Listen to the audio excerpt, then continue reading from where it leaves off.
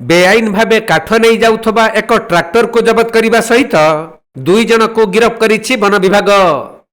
तेबे कंधमाल जिला कोनुआगां ब्लॉक अंतर्गत सारंगड़ वन सेक्शन अधीन कुड़ुतेली पंचायत अंतर्गत सारिकेता अंचल रे वन विभाग पेट्रोलिंग करुथुवा बेले एक ट्रैक्टर रे बेआईन भावे काठ बुझेई होई जाउथबा सूचना पाइथिले।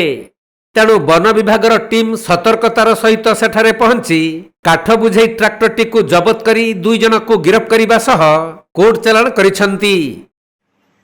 आज आम कोनुआगां वनांचल तरफ पेट्रोलिंग करुवा समय कुड़तुली बीट्र सारकेता छकठारे गोटे ट्रैक्टर रे 102 गोटी शाल बल्हा लोड होता समय मोर पेट्रोलिंग टीम द्वारा सीज कराई एवं 2 जन एक्यूज को मध्य अरेस्ट करा जायछि। सेमानंकु आज कोर्ट चालाण करा जिवो एवं सेठिरे 102 गोटी जो बल्हा आसी तार आनुमानिक मूल्य पाखापाखि 40,000 हेबो एवं आमर कोनुआगां रेंज रे 4 नंबर कोनुआगां वनांचल 4/2024-27 एक केस रुजु करा जायछि एवं ताको कोर्ट फरवर्ड करा जिवो। Kandhamal जिल्लारू Jyoti Prakash Samantaray report, Konark live.